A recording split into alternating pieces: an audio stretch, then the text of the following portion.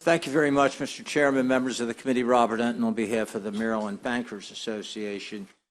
With me today is Kathleen Murphy, who is the CEO of the Maryland Bankers Association, Mindy Lehman, who's our Vice President for Government Affairs, and to my left is Mike Allen, who is the CEO of Hartford Bank. And that's the bank that, Hartford Bank is a bank that does business in Hartford and Cecil counties. Kathleen is going to address the specific facts of the case which gave rise to this. I want to talk more generally about credit unions and banking. And I think it's pretty simple. And the case that we have in front of us kind of illustrates the difference. So what you have here is a $300 million community bank in Hartford County. And that depends on serving the community and taking the local community's deposits. And the bank, the financial institution that came to the table is the Aberdeen Federal Proving Ground Credit Union, which is a $1.5 billion financial institution. And what's the primary difference? The primary difference is that this bank, like every other bank in the state of Maryland, pays a significant percentage of its profits to federal and state for income taxes. And a federal credit union and a state charter credit union, none of them pay 1 penny in income taxes. So I ask you the question, if you're in whatever business you're in, if you're in the tobacco business, if you have a store, a grocery store, whatever it is, and the store, you have a store here that pays taxes to the federal government and to the state, and you have a store over here that pays no taxes whatsoever, and you both sell apple juice by the gallon. And if I need apple juice, am I going to go to the store that has the higher price for the identical apple juice? And the answer, of course, is no. So this is about putting our community banks, not our large banks, but our community banks all over the state of Maryland that work in the community to take these local government deposits at a significant competitive disadvantage. And that's why we're so very, very much opposed to this legislation. They have never been allowed to take deposits. They don't pay taxes. And if they want to amend the bill to say, fine, let us take the government deposits and we'll pay the government taxes, then our opposition would go away. So Ms. Murphy, Mr. Allen are going to talk about the specific facts that gave rise to this legislation, but we see this as a sea change in Maryland law. Would hope to give the bill an unfavorable report. Thank you. Good afternoon, Mr. Chairman and members of the committee. My name is Kathleen Murphy. I'm President and CEO of the Maryland Bankers Association. So I do want to mention we have 42 state charter banks that have signed on to our testimony that you have, but we have a number of them with us today. Mr. Chairman, if I could ask them, I'll just mention the banks. We didn't want to take your time and testimony, but ask them to stand to be recognized. They're here from First United Bank out in Oakland, Hartford Bank, Howard Bank, Jarrettsville Federal, Queenstown Bank, and Taylor Bank are with us in opposition to this legislation. Mr. Allen is CEO of a bank that wanted to go in that exact same branch as Aberdeen Proving Ground. When Aberdeen Proving Ground got the branch, Hartford Bank went into a branch a mile away. Hartford Bank has a proposal on the table right now with the town of Chesapeake City that is an incredibly persuasive proposal. It doesn't require them to go to the branch at all. There's through technology and by their courier services, they're going to provide the services to them. So our concern around this is credit unions were created for a specific purpose in the early 1900s, and it was to help people who worked in factories or in certain organizations like Aberdeen Proving Ground who could not get out to their bank during the day to do their banking business. That's when they were created, and they were created as nonprofits because they were serving a limited common bond of people. But now Aberdeen Proving Ground and quite frankly the State Employees Credit Union, both, including a number of other credit unions, they will serve. Their common bond now is just like banks' customers. They serve anyone who lives, works, worships, volunteers, or goes to school in the state of Maryland or specifically in Hartford and Cecil County. So now what this bill would do is it would say, irrespective of that common bond, now they should provide financial services to local governments. Is that really their purpose?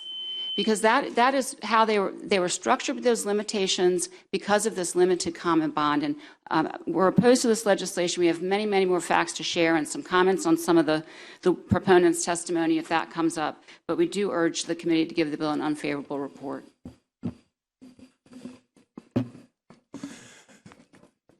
Thank you, Mr. Chair and the committee. I'm Mike Allen. I'm president of Hartford Bank, and it was brought up. A question was brought up earlier here about is this an overarching issue, statewide issue, or is this a specific issue? Well, this clearly started as a specific issue with the town of Chesapeake City, and I think we've pointed out that the town of Chesapeake City does have options here. So I only wanted to talk about that briefly because we've put together a very competitive and very aggressive package for the town of Chesapeake City. They're not required to bank with us by any means, and we're certainly not trying to deprive them of options, but they do have options, and we want to make that clear.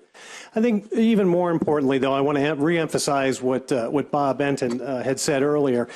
I have a lot of respect for our competitors at Aberdeen Proving Ground Federal Credit Union. They're good people. It's a good organization. I want to be clear about that, the organization, though. As you've heard, they are $1.5 billion in assets. It's roughly 4 times the size of Hartford Bank. That not-for-profit entity in 2018 showed a net income of $12.3 million. Again, about 4 times the amount that Hartford Bank reported that year. They are, for all intents and purposes, almost identical to us, except for, as Bob pointed out, the fact that they are not paying income taxes at the state, federal, or local level. Hartford Bank, over the past 3 years, has paid close to $4 million in income taxes at those 3 levels. I think also when you look at what APG touts itself as being the largest market shareholder in Cecil and Hartford County, and they also boast that they say that 1 in nearly every 2 citizens of those 2 counties has a relationship with APG. That is a big organization, and once again has a competitive advantage codified that we find really hard to understand. So that's why we're opposed. The concern about the competition, because if the people did not want them, then they would not be asking for them. So I don't think we should stifle competition at all. And I would agree with you. I think, again, fair competition, we are perfectly fine with that. We compete against over 20 traditional banking organizations within our Northeast Maryland region. That's just banks that have physical presence there. That also does not count the credit unions that we have there, and it certainly doesn't count the non-traditional options that people have and the options of other traditional banking companies that have come into the market, and while they don't have physical presence, they have human presence there. I completely agree with you. And I have nothing disparaging to say about individual credit unions. I think many of them do an excellent job. We're just asking that they stick to their original intent. That's all we're asking. Otherwise, they're being given a competitive advantage that's very difficult to compete with. Okay, so this brings us to the pre-recorded session of the Leadership and Advocacy program. You just had an opportunity, the freshmen and the juniors, to interact with Mike Allen and to, I hope, brought to alive for each of you what it was like to address this issue, this really important issue that was in the General Assembly about banks and credit unions. And you just had a chance to actually see the real live footage. And believe me, there's more of that. I mean, there's literally more than an hour of the footage if you want to watch the whole hearing. But again, I think Mike Allen was the most perfect advocate on this issue because he was personally invested. I know when we first started with this session yesterday, we talked about the attributes of a good advocate. And I'm sure each of you had the opportunity to see that in Mike's interaction with you earlier this evening or this afternoon, and then also in his live chat with you.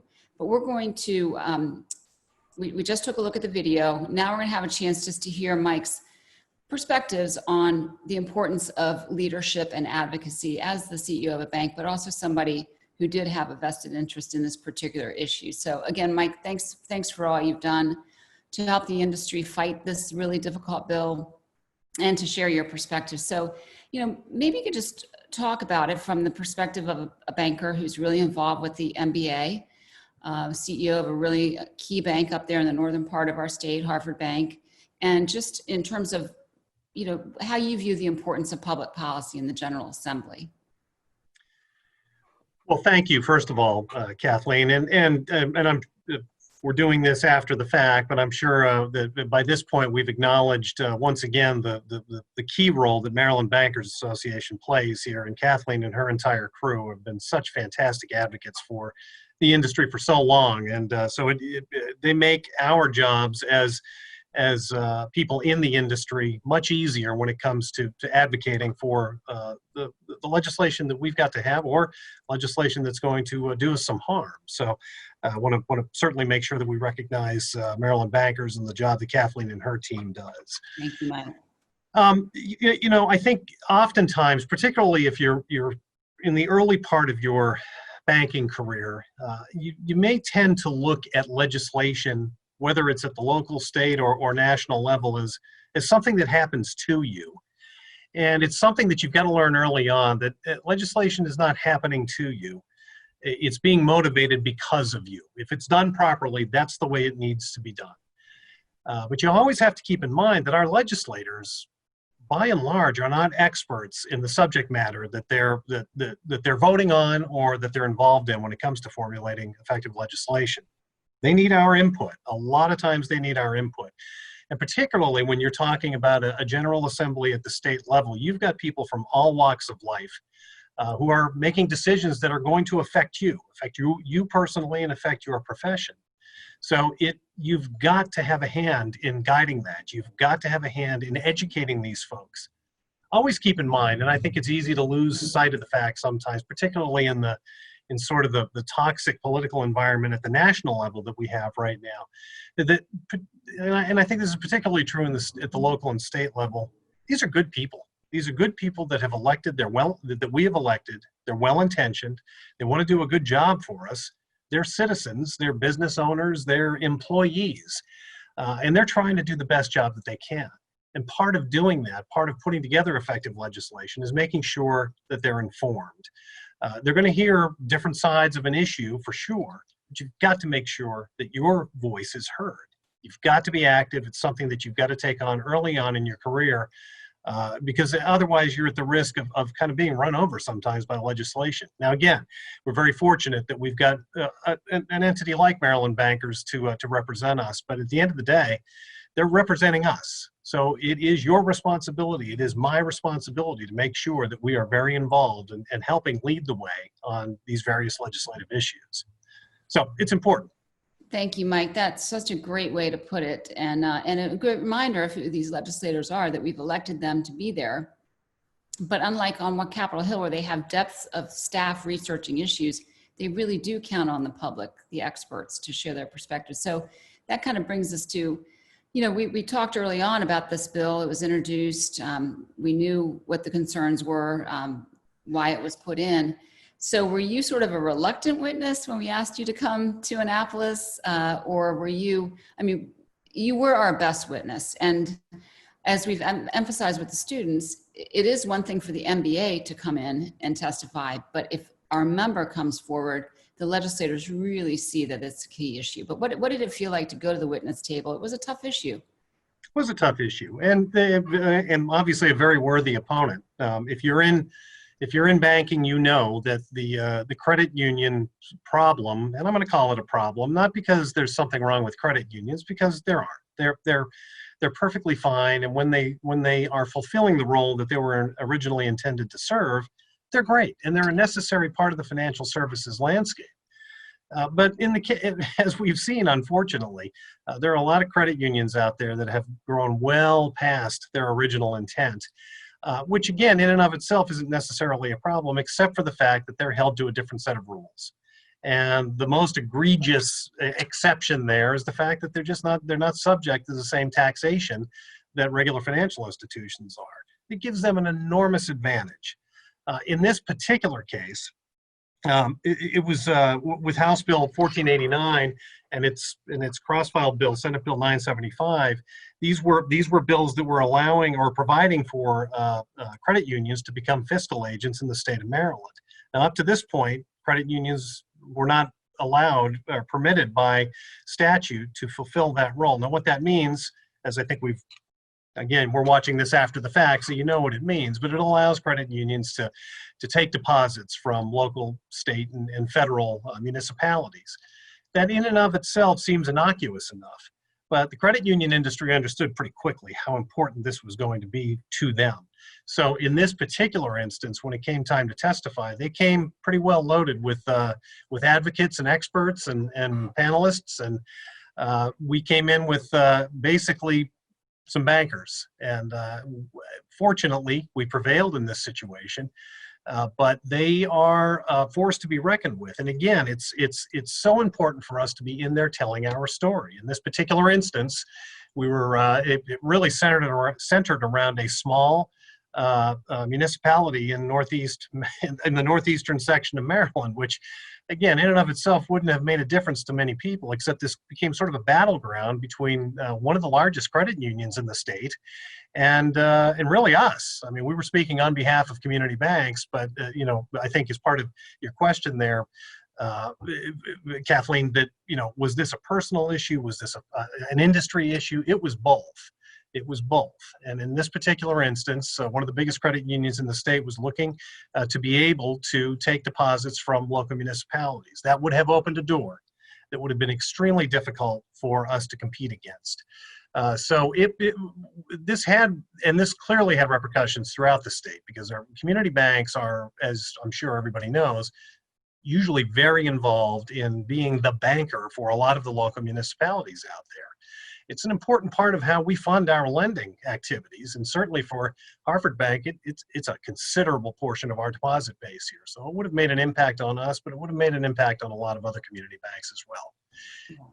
Credit union issues don't always draw the same level of attention from the larger banks as maybe some other issues. Not that they're advocates for credit unions or that they're lax in any way, but it doesn't present quite the same level of risk. It doesn't present the same, and I don't think it's an exaggeration to say it's an existential risk for smaller community banks. We're a community bank that's under $400 million in assets in normal non-PPP times. And the credit union that we were going up against was $1.5 billion in assets with an automatic 35% leg up on anything they did, because they don't pay those federal and state taxes. So it was an issue that we had to take on. We couldn't rely on national help. We couldn't really even rely on larger banks' help. They would have lent it if we'd asked, but really this was much more of a direct threat to community banking. So it was important for us to go make our case, and we made it successful. So, Mike, that's such an excellent point about the risk to community banks, and just from the relativity standpoint with the larger institutions, because some of the banks that were in the room that they just saw in the clip, they said that their municipality or their county funds were their largest depositor. Right. So for that to be, exiting the bank, where would be the funding to support the loans? So I think we've all certainly understand the magnitude of this issue, how important it was, such a successful outcome. But maybe we can just close this session with leaving the students with some thoughts, Mike, because advocacy we've been talking about in the political arena, but people in leadership positions are advocates for a whole host of things. And maybe you can just leave with them your thoughts on why it's important, why it's something they should be embracing as they progress in their careers. Well, yeah, it's a great question. And I think, as members of the financial services industry and I'm a community banker, so I've always been a little bit partial to community banks, but this is true for any banker. You are so closely tied to your community, and the fortunes of your community really drive your fortunes and the fortune of your organization. So, advocacy in the broader sense is vital to what you do. It is inseparable from your normal banking activities. You've got to be an advocate for not only legislative issues, but you've also got to be a community leader, and you've got to be an advocate for doing the right things, supporting the right causes out there, particularly in a time like this where you've got such a vacuum of leadership in certain areas here. People are looking for community leaders, and frequently they are looking in the direction of financial institutions. And that's a role that you're going to take on. As future leaders of your banks, you're going to be viewed as a community leader as well. So you've got to make sure from the outset that you're advocating for the right causes, you're doing what's best for your community, and when you do that, you're going to be doing what's best for you and your organization as well. Great. Thank you so much, Mike. Appreciate all you did to achieve that outcome for the industry. Thank you.